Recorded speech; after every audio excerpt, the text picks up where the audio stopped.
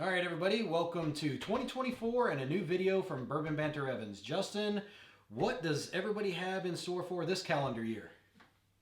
It's 2024 already? Yep. All right. It is. Calendar year, that sounds like a great idea.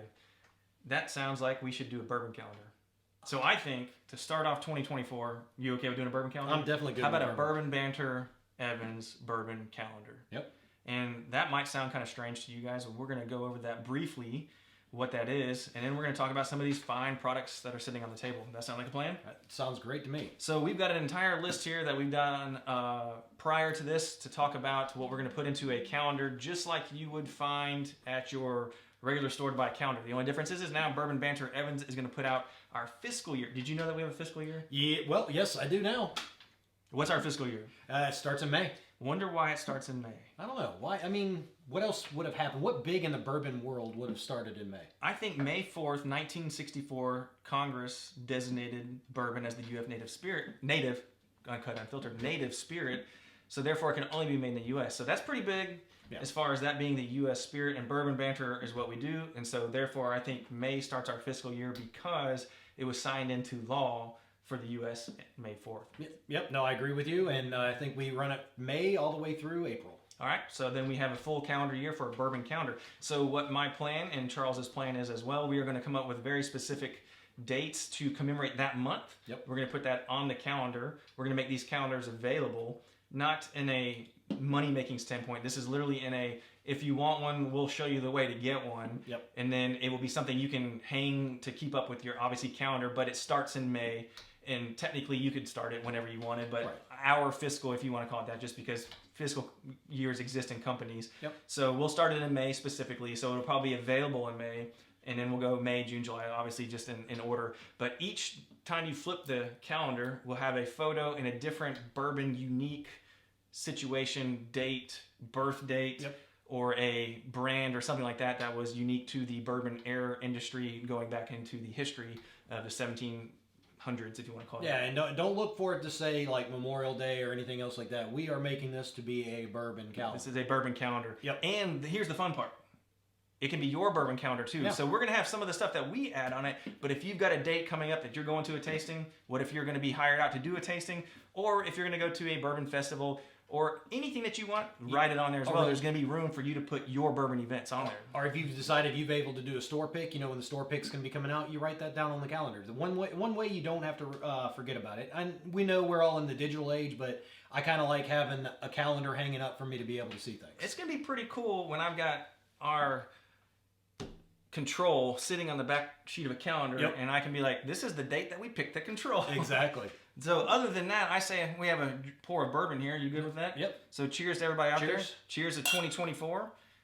Hit that button, like and subscribe down below. Let us know. Give us your thoughts. And honestly, if you know of any historic thing, any historic dates that you might want us to possibly add, get them in very soon, because we are in the middle of going ahead and getting this done. But if you might have known anything that happened, specifically maybe in April, that would be nice to know. Let us know. We've got a few things, but we would love to hear from you. That sounds like a challenge. Sounds like an April challenge. Yeah, I think so. So if there's a historical or just a very important figure or anything along those lines, and it sounds like April is the challenge.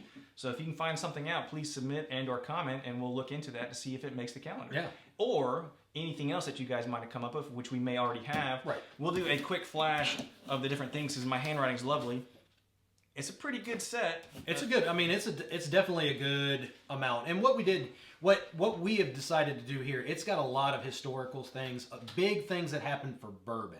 Not necessarily, E.H. Taylor Bottle and Bond was came out in this date, whatever else like that. As far as the bottle itself, we haven't gone too specific in that. So. Yeah, not in that aspect, but very specific when it comes to if it was a very significant person and when they were born. Yep. Not when they started a distillery. Not anything like that. We went with birth dates because those dates are easier to track to a historical figure.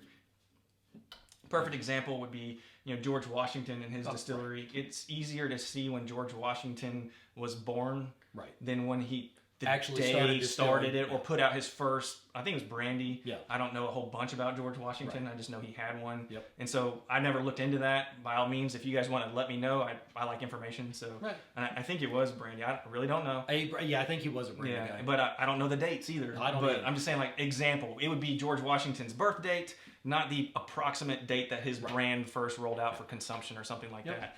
And just for the record, let me state that I am wearing bourbon socks. We're about to, and let me see. Oh, Yep, verified. Sure, verified. And I'm not wearing a bourbon-specific No, polo. no, you're not. So this time I went with my favorite bar, brewery, and restaurant to drink whiskey and their brews and their foods in Denver. So if you guys haven't been there, they didn't ask for a shout out. I'm just letting you know if you guys want to know what this shirt is. It's my favorite place to go, and it's a fantastic bourbon bar, obviously a brewery and a restaurant as well in Denver, Colorado. And that's why I'm doing this, because this brought me back to that was a great time of drinking whiskey in Colorado. Well, and that's what it's about, making memories. That's what I love about this stuff. Yes. I can usually remember where I've had some and what I was doing. So, And that's a great segue for memories, because that's also what's going to help on this calendar. Yes. It's going to help remember when these things occurred. It's going to help us remember when we have dates to do tastings or videos. Or, for example, January 19th, I've got a tasting coming up. Okay. And so had I had the calendar for 2023, I'd have it on there. Right. But since we're doing 2024 through our fiscal, which would be the next May, I'll be able to put whatever date's coming up on my personal bourbon calendar. Yep. And it's going to take some, dedication and time. But again, that's why we went with May as far as the start date. And you guys might not be super excited. That's fine. We're super excited. Yeah, we're super excited for you. Yeah. To see our calendar when it's done. It's gonna be awesome, and we'll show it in another video, and we'll also post how you can actually try to get one or whatever else. Yeah. Again, we're not in the calendar business, No. so we just think this is a really cool idea. Yep. As far as I'm not gonna lie. A lot of the ideas came behind the whole idea of the wife wants me to remember this date coming up, and so I write it on the family calendar. Yep. And I was like, well, this family calendar is all nice. It's got some cool photos on it that she's picked out. Why can't I have a bourbon calendar? Right. Light bulb. Yep. So No. why not put some historical information on it? And it's one of those things at my house. I love the idea also when it was pitched to me, because we have one for our family calendar right on the fridge. So. Yep. And so Charles and I was like, bourbon calendar it is. Yep. And another thing, does everybody know when National Bourbon Day is? I do not. So it's June 14th. Yep. June 14th is National Bourbon Day. So why not have that on the date so we remember to make sure we have a glass to celebrate National Bourbon Day? The only thing that I always remembers, my phone just tells me, boom. Yep. So in this case, now we can actually see it a day ahead or in a calendar form. So And you can plan for it. yeah, you can plan for it. Like say you wanted to have a hangout that evening or a bourbon tasting on National Bourbon Day. That's a pretty good idea. Or go have a sip. Go to your favorite place to have a drink. Exactly. So that being said, we move forward on the bourbon calendar to talk about a little James E. Pepper. Yeah. And it might be strange that we're segueing into that, but there's also a reason we're drinking this bourbon, because we're actually going to talk about it. This is one that just recently came into our market. Yes. I originally got it out of Kentucky, and I talked to the area, and then luckily we were able to get it soon. And not sure that you guys have had this, but this is the James E. Pepper Barrel Proof, their version of blended bourbon. It's a blend of select bourbon that they did, and they did it at barrel proof. And so this is actually, it says it's distilled at James E. Pepper in Lexington and bottled there as well. And they call it the decanter bottle. 105 proof, and I think it's a home run as far as they did a great job. It's my first time having it, honestly, tonight, right before we started on this, and this is the pour. It's pretty darn good. Yes. It's tasty. It is very good. This is the second one that I've had. Okay. And so again, the first one I got out of Kentucky, and then I said this one came from our market. So hopefully these are available in your market as well. The other one that they do is they have their own bottled and bond as well now, and it is DSBKY5. So if you want to, you can go ahead and do a little bit of history check on what DSBKY5 is. It is an older historical distillery, which is now taken over, and it is a Lexington-based James E. Pepper. So you guys can look that up if you'd like, but now it is James E. Pepper. So we have a new DSBKY5 per se. They've been there for a while, but now they're putting out their own thing. And on the bottled and bond, it actually has all their DSPs on there. So it's actually their age stated, their distilled spirits plant, 5 in Lexington. And the bottled and bond is equally as good, but I give this the W. And Charles, if you want to, I say we give a couple of notes to anybody that's willing to interact and or tell us what they think when they find it. But in the meantime, we'll tell you what we think about it if you're up for it. Yeah, I'm definitely up for it. I'll tell you one thing. With it being 105, first thing with me, I get a little bit. I love that little bit of a kiss. It's almost like the rye on the tip, and then it just finishes so smooth. But I just get a little bit of that rye on the tip of my tongue. But then it's gone. I get a little bit of that. I don't know about you. So I'm already into like sip number 3, so that's kind of dissipated. But I did get a little bit of what you're talking about on the tip of the tongue. But what I'm more impressed right now is the nose after it's settled in the glass for a little bit. I get a nice little sweetness out of it. Well, I definitely get that sweetness. I do see that. So get a little bit with mine. I get a little bit. Can of I that, borrow your Glen? Yes, I get a little bit of that ethanol, but it's not bad. And you're going to get that with a higher proof, but it's not bad. It's completely different nose too. Yeah. Smell how much sweeter mine is out of a rocks glass versus a Glen. oh man, it is.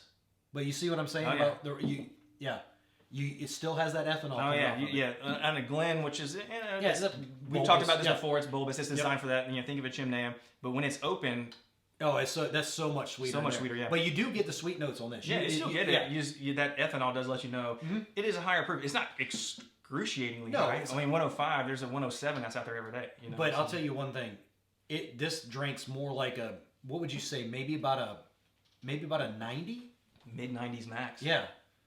So rolling down, I get the slight twinge that you were talking about, but then it goes straight into a dissipation of just flavor, and it kind of sits on the back part of the tongue, and then as it slowly rolls back, I get a slight bit in the cavity, which tells me it is a little bit more than standard proof, but then it rolls back and it's all flavor. And it's just this really nice flavor, and it's just very well balanced. It's not overly complicated or complex. No. It's actually kind of simple, but it's simply good. But it's good. But a lot of them, and we have one on here. I will say a lot of it. You get those dark fruit notes and everything on this. I get a little bit more of those baking spices on this one, but Then compared to a BT one. Yes. But it's so good, and I think you hit the nail on the head when you said it's not really complex, but it just all meshes well together. Man, that's just a really good. It's just a good drinker. It's a good expression, a good drinker, and I got to give them an A+.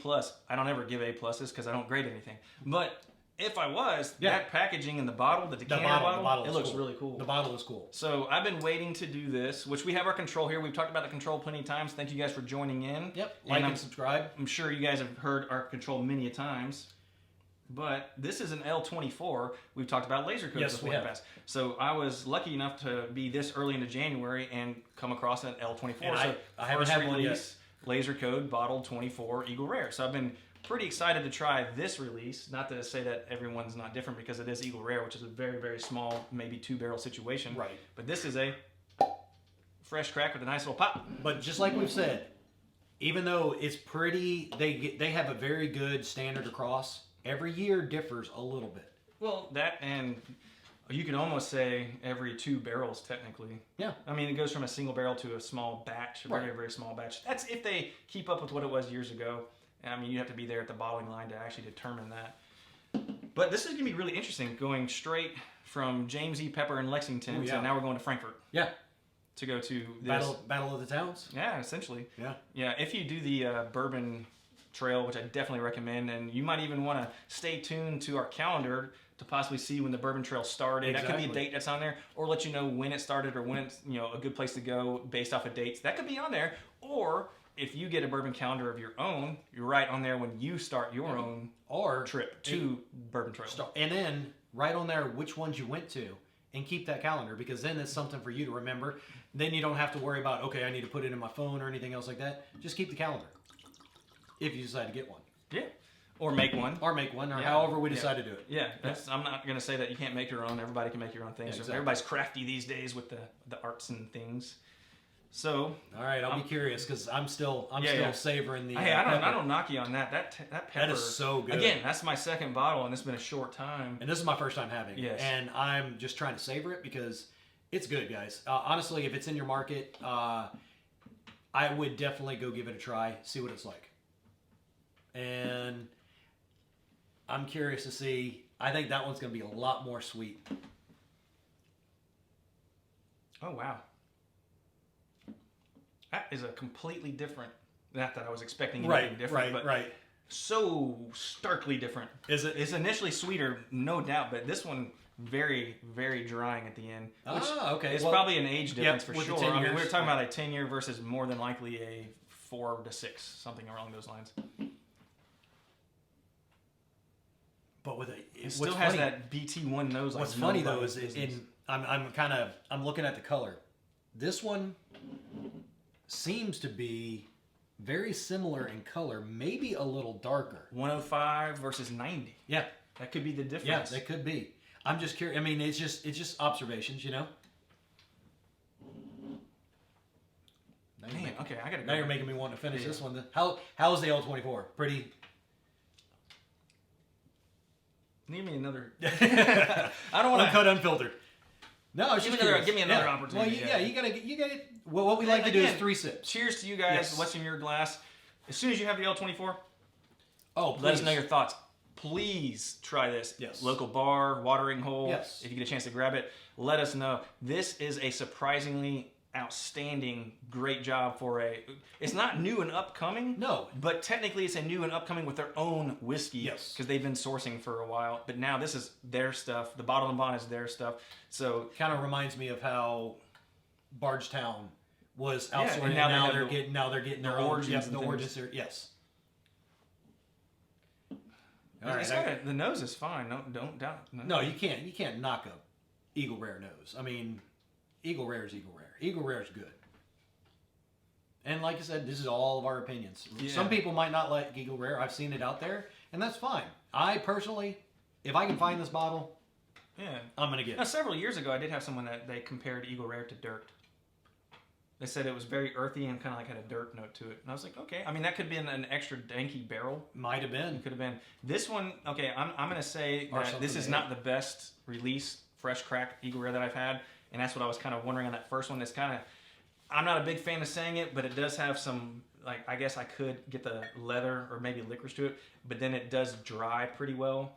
And so it's a whole lot more drying than the pepper is for sure if we were going to do a side-by-side. But with it being just comparing it to BT1s in the past, I'm going to say that I hope it opens up and breathes a little bit more. Yeah. You know. Well, and fresh crack. Yeah. This one was cracked for a little bit. Yeah, this one's been open for a couple weeks. Yeah. And that's a big difference. I mean, it lets fresh air in there. It lets it age. Air out oxidation. Oxidation. Yeah. Not much. Let it mingle. Yeah. At that level, no. Oh yeah. Nose is totally different.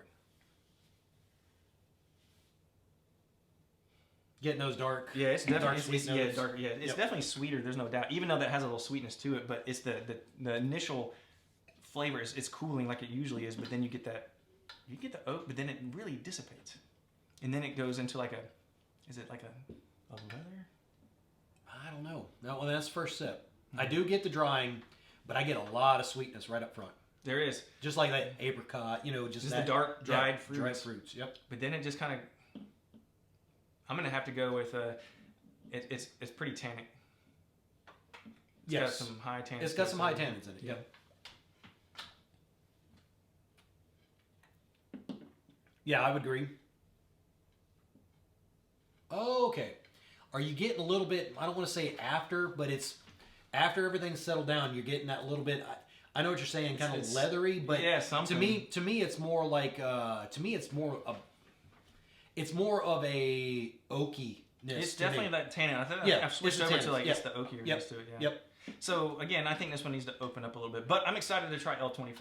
I am which too. Leads me to think the next one I'm ready to try once if I'm able to find, would be definitely the Taylor.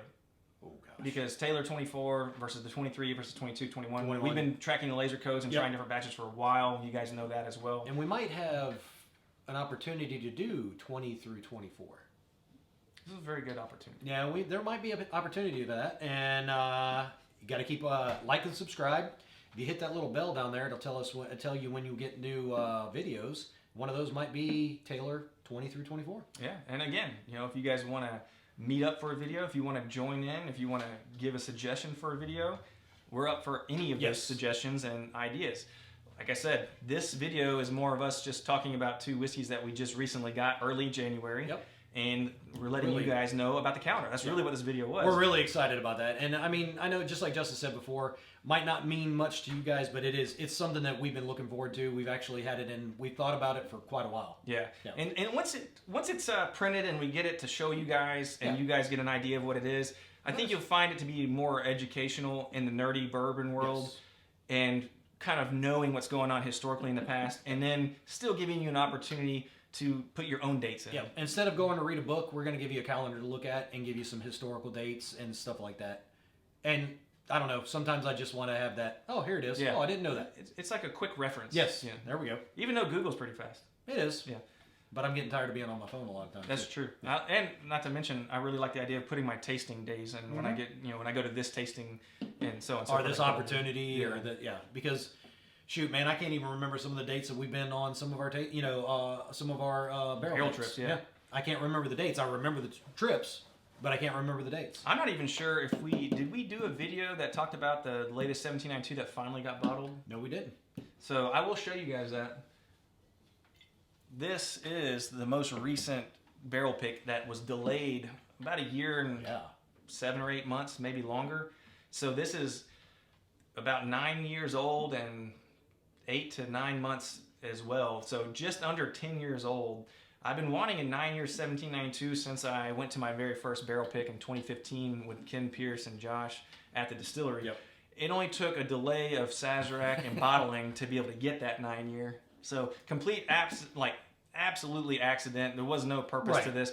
They were, glass shortages and that nature. It's just so many different things. We didn't know what it would taste like because after a year and a half later, obviously it was going to be different than what it was. Yeah, because it's still in the barrel. I mean, it's still in the barrel. It's still aging. Yeah. And so finally got the bottle date and it finally released and it ended up being very good. Completely different, but it ended up being very good. Yeah. That was a good one. So that's what and shout out to Sam for doing the logo and the label. Yep. That turned out great. That's a great. So this was the 24,000th barrel. Yeah. And so we went with 24 karat gold and it happened to be the yellow bottle and bond. So it kind of matched up really well. Matched up great. And it has all the details on there. Yep.